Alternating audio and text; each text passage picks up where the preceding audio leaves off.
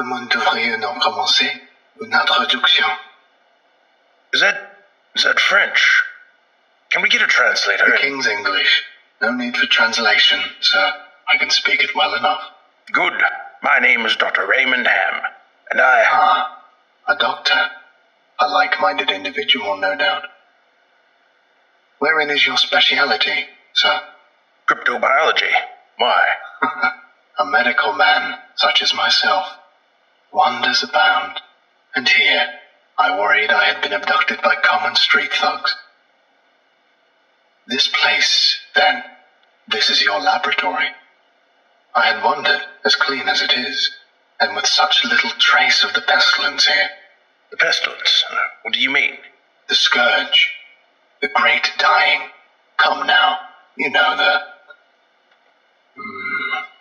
what is it they call it? No matter. The pestilence, yes. It abounds outside these walls, you know. So many have succumbed, and many more will continue to, until such time as a perfect cure can be developed. Fortunately, I am very close. It is my duty in life to rid the world of it, you see. The cure to end all cures. When you say the great dying, are you talking about the bubonic plague? I don't know what that is. I see. Right, well, the entities our agents encountered at the house, they were dead when you encountered them, yes? You reanimated them. In a manner of speaking, you see things too simply, Doctor. Expand your horizons. Life and death, sickness and health. These are amateur terms for amateur physicians. There is only one ailment that exists in the world of men, and that is the pestilence, and nothing else. Make no mistake, they were very ill. All of them. You think you cured those people? Indeed. My cure is most effective. But the things we recovered were not human. Yes, well, it is not a perfect cure, but that will come with time, and further experimentation. I have spent a lifetime developing my methods, Dr. Ham, and will spend a lifetime more, if necessary. Now, we have wasted too much time. There is work to do. I will require a laboratory of my own, one where I can continue my research unimpeded. And assistance, of course, though I can provide those on my own. In time. I don't think our organization would be willing to... Nonsense. We are all men of science. Fetch your coat and show me to my quarters, Doctor. Our work begins now.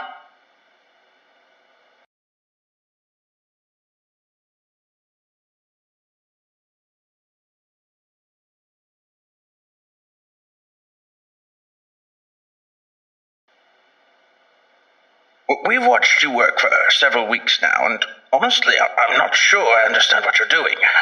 Could you describe your process in detail? Oh, goodness, no. The process is most intensive. As I said to your assistant, the best instruction you will find about my methods are here in my journals, as I have kept exhaustive records of my work there. I see. Well, my concern, Doctor, is that we still don't understand what you're seeking to cure, or how it manifests, or how turning these creatures into quasi-living, mindless drones helps in that effort. You do not understand the pestilence, even after all this time? Doctor, it is an unspeakable horror, one that has shown its true face many times before, and will again. I find myself blessed with the wisdom and good senses needed to root it out and destroy it. But many, like yourself, cannot. It is a cruel judgment, I fear, to be at the mercy of a disease you cannot fully comprehend. That still doesn't answer my question.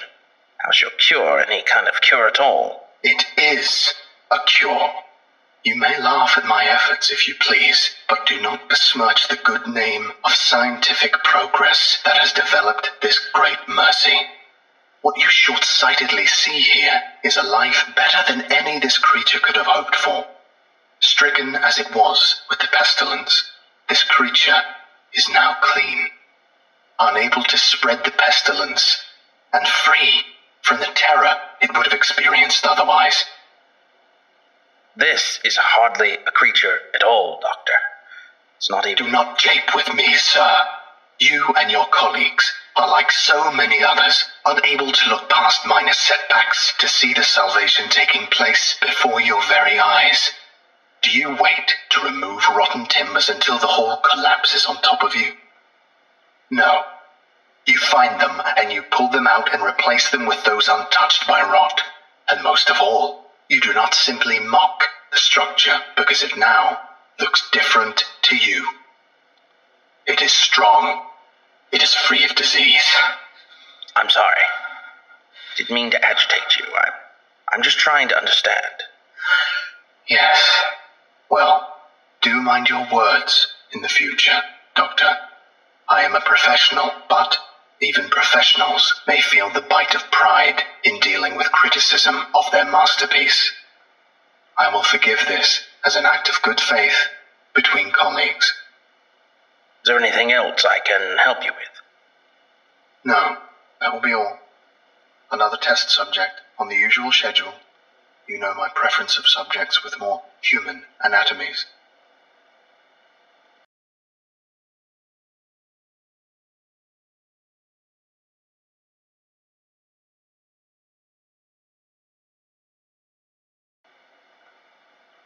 I need you to explain yourself. SCP-049, you are being directed to explain your actions, and I will remind you that failure to cooperate will result in further restrictions during your containment. My actions do not need to be explained. You killed Raymond Ham, and then butchered him until he... Not dead. No, not dead. He is cured. Cured? Cured of what? The pestilence, sir. I had thought you, at least, would realize what luck it is. I detected it before. What pestilence? You keep going on and on about this pestilence, but you have not once been able to properly identify this disease. What could you have possibly seen in him today that you had not seen so many times before, that it would be worth his life? The pestilence presents and progresses in unforeseeable fashions, and has a queer way of creeping into the unprepared. And call it what you want, Doctor. It was a mercy I did to him. He is cured. He is a vegetable. I would not expect you to understand. You and your ilk have proven time and time again not to be men of science, but men of emotion. You cannot appreciate the horrors I have seen. Those many millions who have succumbed to the pestilence and been changed. Your cure cost Ray his life. No, good sir. I have saved it. You would allow this world to slip back into the despair of disease and death, ignoring that I have created a miracle. And what disease? What pestilence? He was a healthy man. He was a good doctor. I'm offering it freely to the afflicted. You are not worth this argument, sir. You are short-sighted and foolish. Dr. Ham was sick, and I cured him. I am the only one who can do this. My work must continue. There is still so much to learn, so much. I've had enough of this. And consider your allowances revoked. Saved, even you. Welcome to containment, 049. Might be saved. We're done here. I can save them all. I can cast down this plague once and for all. I can do this. Only me. I saved him. Dr. Ham. I cured him. He was sick. I know he was sick. I know he was. and you are all sick, but I can save you. I can save all of you, because I am the cure.